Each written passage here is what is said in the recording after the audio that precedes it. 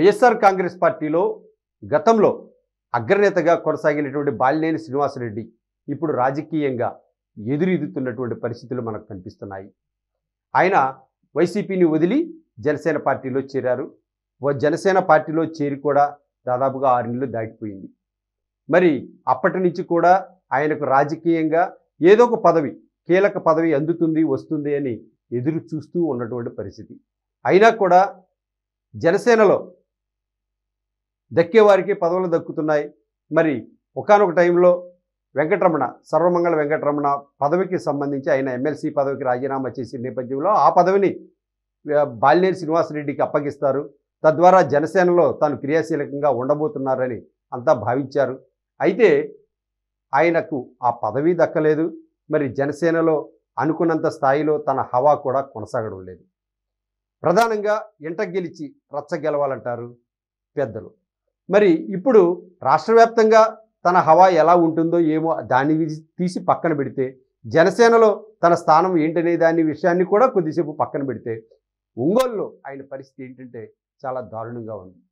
కూటమి పార్టీలుగా చెప్పుకొని కూటమిలో ఐక్యంగా ఉండాలి అనుకుని తాననుకున్నా కూడా ప్రస్తుతం ఎమ్మెల్యేగా ఉన్న దామచర్ల జనార్దన్ రావు ఈ విషయంలో ఏమాత్రం వెనక్కి తగ్గడం లేదు.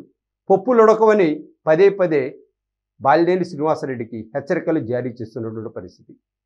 అవినీతి అక్రమాలు చేసి ఏకంగా తలదాచుకునేందుకు కూటమి పార్టీల్లో జాయిన్ అయిపోతే వదిలిపెడతామా, అంత తేలిగ్గా వదిలిపెట్టమని ఓవైపు బాలినేని శ్రీనివాసరెడ్డికి దామచర్ల వర్గాల నుంచి హెచ్చరికలు జారీ అవుతున్నటువంటి పరిస్థితి. అయినా కూడా స్థానికంగా ఏమాత్రం కూడా ఏదైతే కనీసం ప్రతిపక్షంలో ఉన్నటువంటి వైసీపీ నేతలకు దక్కే గౌరవం కూడా ప్రస్తుతం కూటమి పార్టీలో కీలకంగా ఉన్నటువంటి జనసేన నేతగా అక్కడ కొనసాగుతున్నటువంటి బాలినేని శ్రీనివాసరెడ్డికి దక్కడం లేదు అంటే నమ్మాల్సిందే. ఎందుకంటే అక్కడ వైఎస్ఆర్ కాంగ్రెస్ పార్టీ కేవలం ఒక ఒంగోలు నియోజకవర్గం గురించి మనం మాట్లాడుతున్నాం. అక్కడ వైఎస్ఆర్ కాంగ్రెస్ పార్టీ, దామచర్ల జనార్దన్ అంటే తెలుగుదేశం పార్టీ, ఈ 2 వర్గాలు అక్కడ కలిసి బాలినేని శ్రీనివాసరెడ్డిని టార్గెట్ చేశాయి. బాలినేని కూడా చేసినటువంటి రాజకీయ విన్యాసాలు కర్మ ఫలితం వదలదంటారు. మరి అందుకు అనుగుణంగానే ఆయన అక్కడ అనుభవించక తప్పదు. రాజకీయంగా చూస్తే వైఎస్ఆర్ కాంగ్రెస్ పార్టీలో ఏదైతే రాష్ట్రంలో ఒక అగ్రనేతగా గుర్తింపు పొందారు, అది కూడా వైఎస్ జగన్మోహన్ రెడ్డి, వైఎస్ రాజశేఖర రెడ్డి కుటుంబాలకు సమీప బంధువు అని గుర్తింపు తెచ్చుకున్నారు. మరి తద్వారా జిల్లాలో తన హవా ఒక చక్రం తిప్పారు. దాదాపుగా 10 ఏళ్లకు పైగా ఆయన జిల్లాలో చక్రం తిప్పినటువంటి నేత. మరి అంతకుముందు మరొక 5 ఏళ్ళు ఏదైతే వైఎస్ఆర్ బతికున్నప్పుడు ఆయన మంత్రి పదవి ఇచ్చారు. మరి అప్పటి నుంచి కూడా దాదాపుగా 2 దశాబ్దాల పాటుగా అతనుకు ఏకఛత్రాధిపత్యంగా కొనసాగింది ఆయన హవా. మరి అటువంటిది ఇప్పుడు జనసేన పార్టీలో అతని పరిస్థితి చాలా హీనంగా తయారైపోయింది. అయితే తాను పరిస్థితులు ఎలా ఉందంటే ఏకంగా కంటి తుడుపు చర్యలుగా అధినేత పవన్ కళ్యాణ్ మార్కాపురం పర్యటన సందర్భంగా వచ్చి చిన్నా చితక గొడవలుంటే సర్దుకుపోదాం, నీ గౌరవాన్ని తగ్గించమని కంటి తుడుపు మాటలైతే చెప్పారు. కానీ కనీసం స్థానికంగా అతనికి దక్కాల్సిన గౌరవం దక్కడం లేదు. మరి ఆయనకి గౌరవం దక్కించాలి అంటే ఏం చేయాలని కనీసం జనసేనాని ఆలోచించినటువంటి పరిస్థితులు అయితే ఎక్కడా కనపడలేదు.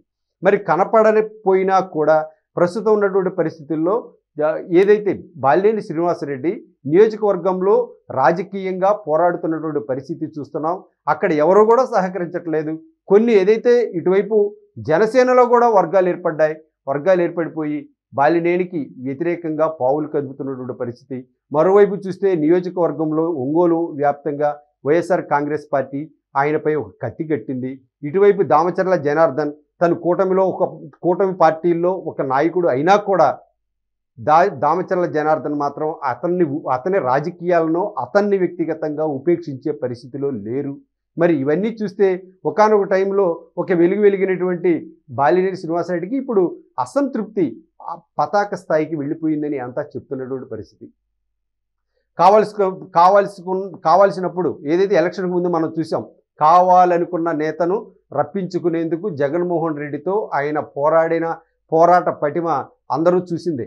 మరి చివరికి జగన్మోహన్ రెడ్డి దిగొచ్చి ఆయనకి ఒంగోలు స్థానాన్ని ఇవ్వడమే కాకుండా నాకు ఈ ఒంగోలు నుంచి పోటీ చేయాలంటే 182 కోట్ల రూపాయల నిధులు తక్షణమే విడుదల చేసి నాకు అక్కడ ఇళ్ల పట్టాలకు సంబంధించి కానీ అక్కడ ఏదైతే ఇళ్ళు నిర్మించేందుకు కానీ కావాల్సినటువంటి సహకారం అందించాలని జగన్మోహన్ రెడ్డితో చెప్పిందే తడవుగా వెంటనే ఇమ్మీడియట్గా నిధులు కేటాయించుకొని వచ్చారు.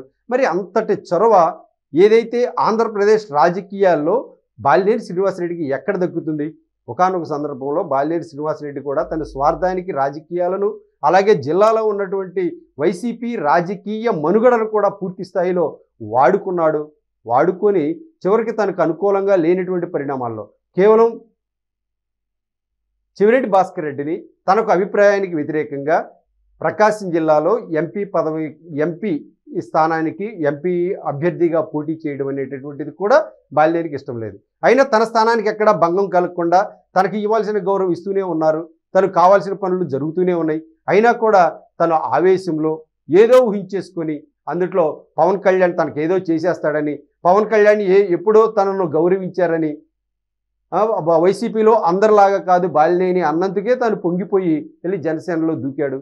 జనసేనలో దూకినందుకు ఇప్పుడు ఆయన అనుభవిస్తున్నటువంటి రాజకీయ ఎదురేత అనేటటువంటిది ఆయన ఎలా చూస్తున్నారనేది ఇప్పుడు అందరికీ కనిపిస్తోంది. అయితే తాను బాలినేని ఇప్పుడు ప్రస్తుతం రాజకీయ బలిపీఠం మీద ఉన్నారు. అతను అసలు రాజకీయాల నుంచి విరమించుకుంటారా అనేటటువంటిది కూడా భవిష్యత్తులో మనం చూస్తామేమో. ప్రస్తుతం ఉన్నటువంటి పరిస్థితుల్లో ఏకంగా నియోజకవర్గంలో 2 దశాబ్దాల పాటు ఏకఛత్రాధిపత్యంగా చక్రం తిప్పిన బాలినేని శ్రీనివాసరెడ్డికి ఆ నియోజకవర్గంలో కనీసం చిన్న ఫ్లెక్సీ కట్టించుకొని బర్త్డే విషెస్ కానీ ఇంకా ఏదన్నా ప్రత్యేకమైన సందర్భాన్ని జరుపుకునేటటువంటి స్వేచ్ఛ స్వాతంత్ర్యాలు కూడా బాలినేని శ్రీనివాసరెడ్డికి లేవు అంటే ఎవరైనా నమ్మాల్సిందే. అక్కడ ఉన్నటువంటి పరిస్థితి సరే, ఆ పరిస్థితి ఎటు తిరిగి లేదు. కనీసం జనసేనాని పవన్ కళ్యాణ్ ఫ్లెక్సీలతో పాటుగా తను బొమ్మ కూడా వేసుకొని తన ఫ్లెక్సీ తాను చూసుకుందాం అనుకున్నా కూడా అక్కడ ఆ స్వేచ్ఛ కూడా లేదు. కనీసం బాలినేని శ్రీనివాసరెడ్డి హరిహర వీరమల్లు సందర్భంగా ఫ్లెక్సీలు వేయించారు తన అభిమానులు. ఆ అభిమానులు వేయించినటువంటి ఫ్లెక్సీల్లో ఇటువైపు పవన్ కళ్యాణ్, ఇటువైపు బాలినేని ఫోటోలతో భారీ ఫ్లెక్సీలు పెట్టారు. మరి లోకల్గా ఉన్నటువంటి ఎమ్మెల్యే బాలినేని శ్రీనివాసరెడ్డి ఫ్లెక్సీ ఉంది కాబట్టి ఆ ఫ్లెక్సీలను తొలగించేశారు. ఆ ఫ్లెక్సీలను తొలగించినా కూడా అది జనసేన అధిష్టానానికి తెలిసినా కూడా సర్దుకుపోండి అంటం తప్పితే కనీసం అక్కడ బాలినేని శ్రీనివాసరెడ్డికి మద్దతుగా నిలబడినటువంటి వారే లేరు. మరి ఇటువంటి పరిస్థితుల్లో ఆయన ఇటీవల వచ్చినటువంటి ఒక వార్త కూడా మనం సర్క్యులేట్ అవుతుంది. మరి ఆయన నోటితోటి ఆయన ఒక మీడియా ముందు అన్నట్టుగా ఎక్కడా విడుదలైతే కాలేదు. కానీ మరి ఒక ప్రింట్ మీడియాలో వచ్చినటువంటి వార్త అయితే కనుక ఏకంగా భవిష్యత్తులో తాను ఒంగోలు నుంచి ఏదైతే జనసేన వైపు నుంచి తనకు సీటు దక్కకపోతే ఇండిపెండెంట్ అభ్యర్థిగా పోటీ చేసి తన సత్తా ఏంటో నిరూపించుకుంటాను అనే విధంగా బాలినేని శ్రీనివాసరెడ్డి హెచ్చరికలు జారీ చేశారనేటటువంటిది ఇప్పుడు ఒక వార్త సర్క్యులేట్ అవుతోంది. మరి ఏది ఏమైనా అంత మాత్రం చేయగలిగిన నేతే. ఎందుకంటే ఏదైతే తిరిగి మళ్ళీ ఆయన వైసీపీకి వెళ్ళలేరు. వైసీపీకి వెళ్ళే ప్రయత్నం గతంలో చేసినా కూడా అక్కడ అవకాశం ఇవ్వబోనని వైఎస్ జగన్మోహన్ రెడ్డి ఖరాఖండిగా తేల్చేశారనేటటువంటిది కూడా ఒక రూమర్ బయటకు వచ్చింది. మరి దానిలో నిజాలు మనకు పూర్తిగా తెలియదు. మరి ఇందుకు సంబంధించి ఈ వార్త కూడా ఒక టీడీపీ పత్రికలో వచ్చింది. మరి దీన్ని బట్టి గమనించే ఇక్కడ ఏకంగా ఒంగోలు నియోజకవర్గంలో వైఎస్ఆర్ కాంగ్రెస్ పార్టీ, టీడీపీ రెండు ఏకమైపోయి బాలినేని శ్రీనివాసరెడ్డిని టార్గెట్ చేస్తున్నారనేటటువంటిది కూడా బలంగా వినిపించింది. మరి ఈ యొక్క రాజకీయ పరిణామాలన్నీ మనం చూస్తే ఇప్పుడున్నటువంటి పరిస్థితికి గతంలో రాజకీయంగా చక్రం తిప్పినటువంటి బాలినేని పరిస్థితి చూస్తే బద్ధ విరుద్ధంగా బద్ధ వైరంగా చాలా దూరంగా కనిపిస్తోంది. ఏకంగా 5 ఎమ్మెల్యేలను టీడీపీలోకి దగ్గరుండి పంపించి తాను కూడా వెళ్ళడానికి సిద్ధమైపోయారని, ఇది 2014 ఎన్నికల తర్వాత జరిగినటువంటి పరిణామంగా చెప్తుంటారు.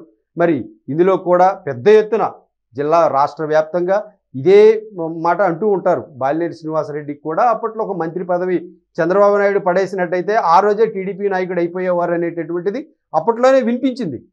మరి కానీ అంతటి చరిష్మా ఉన్నటువంటి నేతకు ఇప్పుడు ఇంతటి గడ్డు పరిస్థితి రావడం ఏమాత్రం కూడా ఇన్ని ఎవరు కూడా ఊహించినటువంటి పరిణామం.